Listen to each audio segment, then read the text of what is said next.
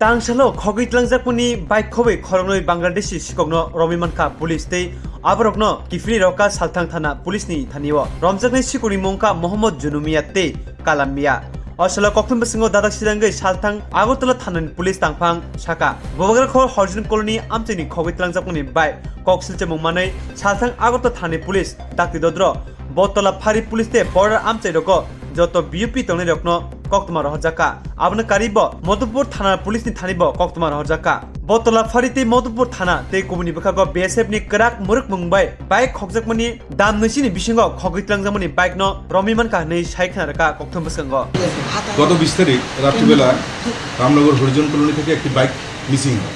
প্রথম তো মিসিংই হয়, বোঝা যায় না সেটা কি। তারপর পরবর্তী সময়ে এই ঘটনা যখন থানাতে আসে, থানাতে রিপোর্ট হওয়ার সাথে সাথেই থানার বড়বাবু এবং বিশেষ করে বটতলা আউটপোস্টের ওসি ওনারা ঘটনাটির সঙ্গে সঙ্গে বর্ডারিং এরিয়াগুলি যেখানে বিএসএফ বিওপিগুলি আছে, যেটা আমাদের এপ্রিহেনশন থাকে সবসময়, সেটা বাংলাদেশে শিফট করা হয়। সেই অনুযায়ী মতিনগর, কামথানা, তারপর কুনাবন, মধুপুর, এই সমস্ত বিওপিগুলিতে সব সঙ্গে সঙ্গে ঘটনাটা ইনফর্ম করে দেওয়া হয়, যাতে ওরা বর্ডারিং এরিয়াতে তাদের টহলটা শক্ত থাকে। তো সেই নজরদারির কারণে মধুপুর থানার পুলিশেরও একটা ভালো অ্যাক্টিভিটিস এবং আমাদের মানে প্রম্পট ইনফরমেশনটা ওদেরকে শেয়ার করার কারণে বিএসএফও সেভাবে তৎপরতা দেখায় এবং বিএসএফ এবং পুলিশের যৌথ রেডের ফলে বাইক এবং সঙ্গে চোরসহ ধরা পড়ে। তো সেই অনুযায়ী একটা এফআইআর নেওয়া হয় এবং এখন এই টোটাল যে চুরির ঘটনাটা, এদের যে গ্যাং আছে, বাংলাদেশ থেকে কারাগারে এতে ইনভলভ আছে, লোকাল কে হেল্প এই ঘটনা হেল্প করছে, সবটা বিষয় এখন সামনে চলে আসে। তো এটা তদন্ত সাপেক্ষ। তো এই ধরনের আমাদের এই সফলতা আগামী দিনের বাইক চুরির ক্ষেত্রে অনেকটা আমরা নিয়ন্ত্রণ করতে পারবো বলে এটা আমাদের আশা। কতজনকে আটক করা হয়েছে এবং কয়টা বাইক, নামগুলি কি কি?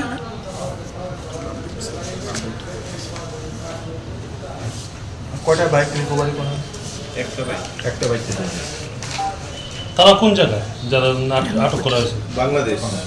চুরি হওয়ার কত ঘন্টার মধ্যে বাইকটা রিকভারি? উইদিন মানে 16 to 20 আওয়ার্সের মধ্যে। তাদের সঙ্গে আর কে কে জড়িত আছে এটা এখন তদন্ত করে বের করা হবে। নামটি কোন স্যার নামটি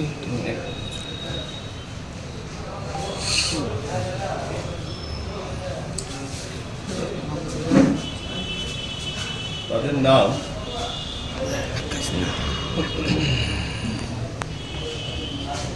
একজনের নাম মোহাম্মদ জুনু মিয়া, বাবার নাম late Sattar Mia of Kalikapur, PS Akhaura, Bangladesh. আরেকজনের নাম কালাম মিয়া, বাবার নাম Dhanu Mia of Dhenabandhi, PS Akhaura, Bangladesh, Brahmanbaria district. এবং তাদের সঙ্গে আমার মনে হয় আমাদের লোকাল ইনভলভ। এখন নতুন ট্রেন্ড যে এদেরকে ইউজ করে বাইকগুলো লিফটিং করে নিয়ে যায়। তুমি তদন্ত কি পাওয়া গেছে যে আরও কি এরকম রয়েছে? মানে কয়েকদিন আগে এনসিসিপিএসেও সেম বাইক থেফট আমরা কেসে দেখলাম, আমরা ওদের শোন অ্যারেস্ট করেছি। ওই কেসেও বাংলাদেশি ছিল এবং ওই রামনগর সাইড থেকে বাইক চুরি করে এনসিসিপিএসের সাইড থেকে একটা বাইক চুরি করেছিল। তারপর ওরা রামনগর বাইকটা রেখে চলে গেছিলো, আবার আনার সময় বা নিয়ে যাওয়ার সময় ওরা ধরা পড়ে, যেহেতু ওরাও বাংলাদেশি ছিল। এই ট্রেনগুলোর থেকে আমরা বুঝতে পারছি যে লোকালরা এখন নতুন ট্রেন অ্যাডপ্ট করেছে, সেইগুলো আমরা এখন ডিটেক্ট করব। বিশেষ করে এই যেদিকে কোনো আপনাদের কোনো বিএসএফের সাথে কোনো কথাবার্তা হয়েছে? অ্যাকচুয়ালি আমরা স্যারও নতুন এসেছে না, আমার কথা হয়েছে, কারণ আমি শিবাজলা ডিস্ট্রিক্টে থাকা অবস্থায় আমি বিভিন্ন সময় বিশালগড় এসডিপুর দায়িত্বে ছিলাম। তো সেই সুবাদে আমি মধুপুর পিএস এবং বিএসএফের সাথে আমাদের মিটিং হয়েছে, ওদের সাথে আমাদের কোঅর্ডিনেশন আছে এবং সবসময় ওরা, এর আগেও আমরা বাইক উদ্ধার করা হয়েছিল, সঙ্গে বাংলাদেশি সহ একজন, যে লোকাল যেই লোকটা ছিল মানে চোর, সে কিন্তু পালিয়ে যেতে সক্ষম হয়েছে, কারণ ও তো এলাকার রাস্তাঘাট সব চিনে। তো ওই বাংলাদেশিটা কিন্তু বাইক সহ ধরা পড়ে যায়। ওটা একটা স্পেসিফিক কেস হয়েছে, বর্ডার ফেন্সিং তো তাদের বিরুদ্ধে ওইদিকে কমপ্লিট আছে। কিন্তু তাহলে কিভাবে ওরা বাইকটা নিয়েছে? সেটার তো অ্যাকচুয়ালি এখন ফেন্সিংয়ের সাইডে কি হচ্ছে সেটা আমরা তো অ্যাকচুয়ালি বলতে পারছি না। তাদের বিরুদ্ধে কোন ধারায় মামলা নেওয়া হয়? দেখা যাচ্ছে যে তারা ছাড়া পেয়ে যায় কিছুদিন না, পর এই পরই। ক্ষেত্রে ছাড়া পাওয়ার সুবিধা নেই। মূলত পাচারের রুটটা কি হচ্ছে? পাচার তো অ্যাকচুয়ালি বর্ডারিং এরিয়া হচ্ছে টার্গেট। এখন টার্গেটের মধ্যে কোনটা হচ্ছে যেটা খুব ইজি ডিসপোজেবল, যেখান থেকে বাইকটাকে সহজে বাংলাদেশে পৌঁছানো যায়, ওই বর্ডারের ওই ফেন্সিংটাকেই ওরা টার্গেট করে এগিয়ে যাচ্ছে। তো কখনো ওরা মতিনগর দিয়ে শিফট করছে, কখনো ওরা কামথানা দিয়ে শিফট করছে, কখনো মধুপুর দিয়ে শিফট করছে। যে জায়গাটাতে যখন তারা সুযোগ পাচ্ছে সেই অনুযায়ী ওরা শিফট করছে। বিএসএফ এর কি গাফিলতি রয়েছে? সেটা তো আমি বলবো না। গাফিলতি থাকলে আমরা এই সাফল্য যেটা আমরা হয়েছে সেটা তো না হওয়ারই কথা ছিল। সেই সঙ্গে তো পুলিশেরও বিভিন্ন জায়গাতে পেট্রোলিং ব্যবস্থা আছে এবং নাকা আছে। ওরা কিভাবে শহর দিয়ে চালিয়ে নিয়ে যায়? শহর দিয়ে নিয়ে যায় না, সেগুলি প্রাথমিক ইনভেস্টিগেশন যেটা বলতে চাই, কালকে যেটা প্রিলিমিনারি ইন্টারোগেশন হয়েছে, ওরা শহরের মেইন রোড দিয়ে নিয়ে যায় না, সব বাইপাস রোড দিয়ে ওরা নিয়ে যায়। গত কিছুদিন আগেও লেকচৌনি বাজার থেকে একটা বাইক চুরি হয়েছে, সিসি ক্যামেরা ফুটেজ দেখা যাচ্ছে জয়নগর ধরে মেন রোড ধরে বাইক নিয়ে যেছে রাস্তা দিয়ে।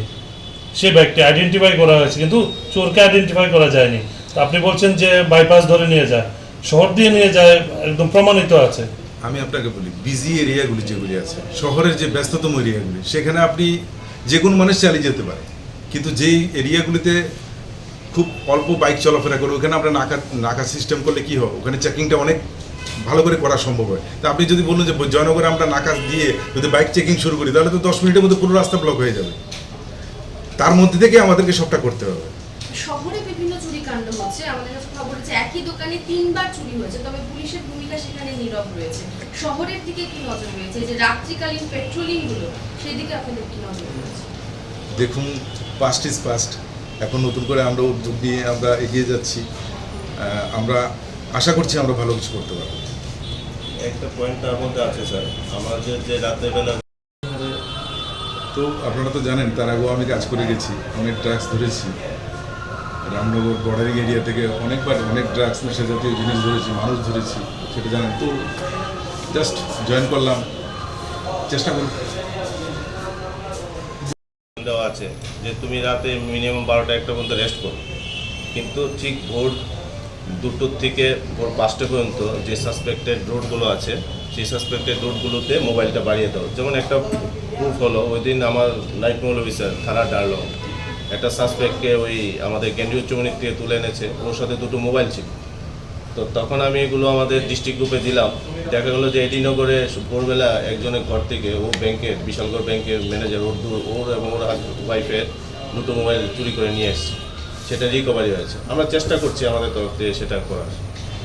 আপনি নতুন দায়িত্ব নিয়েছেন সদরে,